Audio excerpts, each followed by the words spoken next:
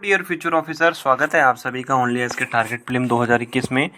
Current affairs का हम यहाँ रिवीजन करने वाले हैं एमसीक्यूज के थ्रू। आप इन करंट अफेयर्स के प्रीवियस वीडियोस को आप प्लेलिस्ट में देख सकते हो एंड साथ ही साथ आप ओनली एज की तरफ से जो टेलीग्राम चैनल है ओनली एज नथिंग एल्स, उसे भी आप ज्वाइन कर सकते हैं। यूपीएससी, स्टेट पीसीएस, पीएससी से रिलेटेड आपको वहाँ पे मटेरियल गाइडेंस मिलेगा। पहला सवाल आज का हमारा शुरू करते हैं। तो हाँ, एक सेकेंड। तो यहाँ पे हमें चार ऑप्शन दिए हैं: Pathura Ghat uprising, Ulgulan movement, no revenue movements and Ramosi uprising. अब इन चारों से रिलेटेड हमें थोड़ा सा डिस्क्रिप्शन दिया है। हमें बताना है कि कौन से रेवोल्ट की, कौन से विद्रोह की बात हो रही है। पहला बोला गया है, it was an unarmed peasant protest against the increase in the land revenue levied by the colonial administration. It took place in the small village of Assam. Assam के अंदर ये रिवोल्ट होता है, किसानों के द्वारा, पीजेंट्स के द्वारा ये किया जाता है। अनआर्म्ड था, एकदम शांतिपूर्ण तरीके से था। और उनकी ग्रीवांसेस क्या थी, उनकी जो मेन प्रॉब्लम थी वो ये थी कि उनका जो रेवेन्यू है वो ज़्यादा इंक्रीज़ कर दिया गया।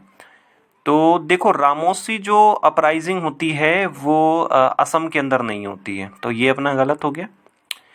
नो रेवेन्यू मूवमेंट्स की बात करें तो ये सिविल डिसओबीडियंस, जो हमारा सविनय अवज्ञा आंदोलन है, उससे रिलेटेड है। ठीक है। फिर अपने को दिया है उलगुलन मूवमेंट, तो उलगुलन वाला भी असम के अंदर नहीं है। अगर हम बात करते हैं नो रेवेन्यू मूवमेंट की, तो नो रेवेन्यू मूवमेंट तो पूरे देश के अंदर कई इलाकों में हुआ था। तो ऐसे में कोई ऐसा स्पेसिफिक नहीं था कि भाई असम के अंदर ही बात की जा रही है। तो हमारे पास सिर्फ ऑप्शन जो बचता है वो बचता है हमारे पास पथुरा घाट। और पथुरा घाट अपराइजिंग रिसेंटली न्यूज़ में भी थी, क्योंकि 1896 में वहाँ पे घटना होती है।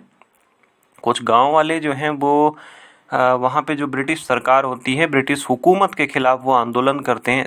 1894 में।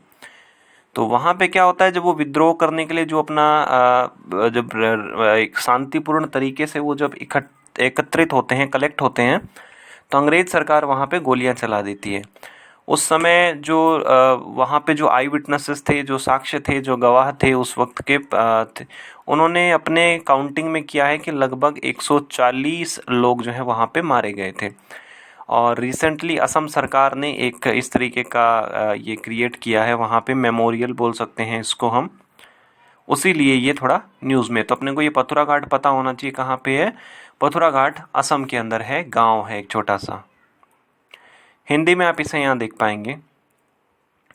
क्वेश्चन नंबर 2 में बात की गई है कि पचमढ़ी जो बायोस्फीयर रिजर्व है मध्य प्रदेश में, उस बायोस्फीयर रिजर्व के अंदर कौन से नेशनल पार्क या कौन से हमारे पास जो है वो टाइगर रिजर्व में। देखो, ये क्वेश्चन जो है ना एनसीईआरटी की क्लास 6 में दिया हुआ है साइंस की बुकलेट में, और वहाँ पे क्लियरली मेंशन किया हुआ है पचमढ़ी बायोस्फीयर रिजर्व का मैप, और वहाँ पे कौन कौन से नेशनल पार्क या टाइगर रिजर्व वहाँ पे लोकेटेड है। तो पचमढ़ी बायोस्फीयर रिजर्व के अंदर सिर्फ सतपुड़ा नेशनल पार्क जो है वो लोकेटेड है, ऑप्शन नंबर सी, यानी कि 3 ओनली। ठीक है। एक तो वहाँ पे बोरी सेंचुरी है, फिर पचमढ़ी जो सेंचुरी है, सतपुड़ा नेशनल पार्क है। हिंदी में आप इसे यहाँ देखो, और ये क्लास 6 में है, आई थिंक ये शायद 7th क्लास के बुकलेट में है ये। तो यहाँ पे पचमढ़ी बायोस्फीयर रिजर्व है, तो यहाँ पे बोरी सेंचुरी है, तवा रिजर्वायर है, सतपुड़ा नेशनल पार्क है, और फिर पचमढ़ी जो खुद एक सेंचुरी है वो है।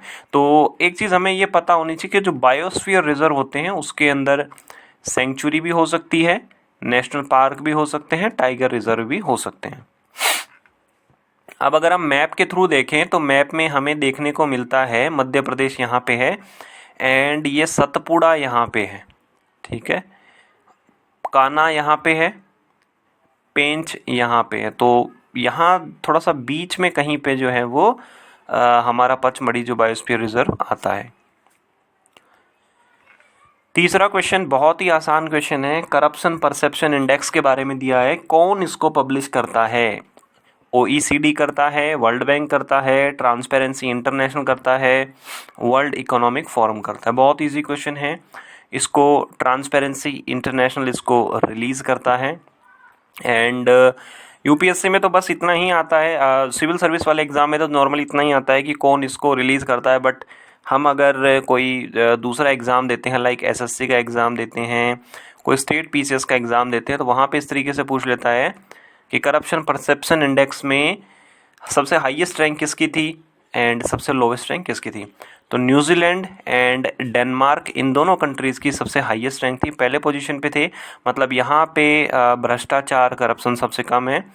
बाकी सोमालिया एंड जो साउथ सूडान है वहाँ पे करप्शन की जो रेट है वो सबसे हाईएस्ट है, इनको सबसे नीचे रखा गया है। ठीक है, और 0 अगर स्कोर होता है तो उसमें इंडिकेशन होता है कि यहाँ पे बहुत ज़्यादा करप्शन है, एंड 100 अगर आता है तो वहाँ पे बहुत ज़्यादा एकदम क्लीन गवर्नमेंट है। एंड इसे आप हिंदी में यहाँ देख पाओगे। क्वेश्चन नंबर 4 दिया हुआ है, प्रेसिडेंट से रिलेटेड दिया हुआ है, एंड ये प्रेसिडेंट का जो अभिभाषण होता है, प्रेसिडेंट की जो स्पीच होती है पार्लियामेंट में, उससे रिलेटेड है। 3 हमें स्टेटमेंट दिए, हमें करेक्ट बताना है। और हमारे जो ऑप्शन यहाँ पे सेट किए गए हैं वो कुछ इस तरीके से हैं, अगर हम कोई एक भी ऑप्शन एलिमिनेट कर देते हैं तो हम अपने आंसर तक पहुँच जाएंगे। पहले में दिया है कि जो प्रेसिडेंट पार्लियामेंट को एड्रेस करते हैं, प्रेसिडेंट का जो अभिभाषण होता है संसद में, उसको हम ट्रेस बैक कर सकते हैं गवर्नमेंट ऑफ इंडिया एक्ट 1935। मतलब बेसिकली इसका बोलना है कि ये जो परंपरा है, ये जो रिचुअल है, या इसके बारे में जो लीगल प्रोविजन है, वो गवर्नमेंट ऑफ इंडिया एक्ट 1935 के अंदर दिया हुआ है। दूसरा बोला है कि कॉन्स्टिट्यूशन के अंदर लिखा गया है कि प्रेसिडेंट के पास पावर है, वो पार्लियामेंट की हर साल जो पहली स्पीच होती है, जो पहली सिटिंग होती है, उसको वो एड्रेस करेंगे। दूसरा ये है, मोशन ऑफ थैंक्स अगर पास नहीं हो पाता है हाउस में तो उसका मतलब होगा कि सरकार की वहाँ पे डिफीट हो गई और सरकार को वहाँ पे रिज़ाइन करना पड़ेगा।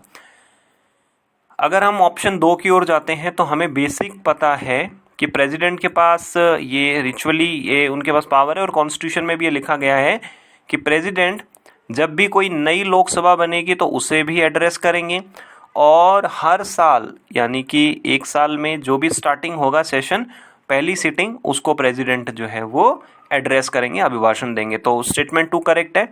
दूसरा देखो, मोशन ऑफ थैंक्स क्या होता है, जब प्रेसिडेंट अपनी वहाँ पे अभिभाषण अपनी स्पीच दे के चले जाते हैं, अपनी स्पीच में वो ये बताते हैं कि मेरी सरकार ने अब तक ये किया है, मेरी सरकार आने वाले दिनों में ये करेगी, बाद में वहाँ पे मोशन ऑफ थैंक्स होता है। अगर मोशन ऑफ थैंक्स वहाँ पे पास नहीं हो पाता है तो इसका मतलब है कि जो मेंबर्स हैं वो राष्ट्रपति के भाषण का सपोर्ट नहीं कर रहे हैं और राष्ट्रपति के स्पीच का वो सपोर्ट नहीं कर रहे हैं। इट मीन्स कि वो सरकार की नीतियों से, सरकार की पॉलिसी से डिससेटिस्फाइड है और वहाँ पे सरकार की डिफीट होती है एंड फिर रिज़ाइन करना पड़ता है।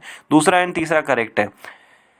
अब यहाँ पे अगर हम देखें तो गवर्नमेंट ऑफ एक्ट 1935 के बारे में नहीं दिया गया, 1919 में दिया, 1919 वाले में दिए गई है ये परंपरा। तो ऑप्शन नंबर बी करेक्ट हो गया, 2 और 3 ओनली। पहला गलत है, दूसरा करेक्ट है, आर्टिकल 87 में बात की गई है, एंड स्टेटमेंट 3 भी करेक्ट है। हिंदी में आप इसे यहाँ देख पाओगे। Question number 5 art and culture से दिया हुआ है, एंड हमें यहाँ पे 4 व्यक्तियों के नाम बताए हुए हैं, श्यामा शास्त्री जी, त्यागराजा, मुथुस्वामी दीक्षितियार एंड पुरेंद्र दास। इसमें बोला है कि वो कार्नेटिक या कर्नाटक जो म्यूज़िक है उसके वो बहुत बड़े कंपोज़र थे, और कार्नेटिक म्यूज़िक के जो ट्रिनिटी माने जाते हैं, 3 जो रत्न माने जाते हैं, 3 ज्वेल्स जो हैं, उनमें से वो एक थे। उन्होंने पंचरत्ना कृति की कंपोज किया, एंड ज्ञान मार्ग के वो ये जो ज्ञान मार्ग है उसके भी वो एक्सपोनेंट थे। तो यहाँ पे अगर हम ये देखते हैं कि ट्रिनिटी ऑफ कार्नेटिक म्यूजिक, तो त्यागराजा भी आते हैं, मुथुस्वामी दीक्षितियार भी आते हैं एंड श्यामा शास्त्री भी आते हैं। लेकिन जब हमारे ध्यान इस पे जाता है कि उन्होंने पंचरत्ना कृति की कंपोज किया था, तब हमारा ध्यान जाता है कि त्यागराजा के ऊपर। बहुत डिफ़िकल्ट क्वेश्चन है, नॉर्मल ये क्वेश्चन नहीं है। इसको अगर आपका गलत होता है तो डोंट गेट डिसअपॉइंटेड, आपको निराश होने की आवश्यकता नहीं है। ना ये रेगुलर बुक्स में दिया जाता है, और आर्ट एंड कल्चर काफ़ी हैवी सब्जेक्ट होता है। हैवी इटसेल्फ मीन्स कि अगर आपके आर्ट एंड कल्चर में कोई रुचि नहीं है, इंटरेस्ट आपका नहीं है, तो वो भारी लगने लगता है। इतने सारे डांस हैं, इतने सारे नाटक हैं, बहुत सारी इसमें चीज़ें हैं। ठीक है, तो यहाँ पे श्यामा शास्त्री जी, मुथुस्वामी दीक्षितार एंड त्यागराजा जी, ये तीनों ही इनको माना जाता है कि ये कार्नेटिक जो हमारा म्यूज़िक है उसके ये ट्रिनिटी हैं। ठीक है, हिंदी में आप इसे यहाँ देख पाएंगे। एंड ये पंचरत्ना कृति है, ये ऑप्शन त्यागराजा जी ने ये लिखी थी। आज आपकी परफॉर्मेंस कैसी रही, कितने सही हुए कितने गलत हुए, आप ज़रूर बताइएगा। वीडियोस को अपने साथी बंधुओं के साथ शेयर भी करिए ताकि ज़्यादा से ज़्यादा विद्यार्थी इनका बेनिफिट ले सकें। ऑनलाइन से जुड़े रहने के लिए आप सभी लोगों का बहुत बहुत धन्यवाद। आपका दिन मंगलमय हो।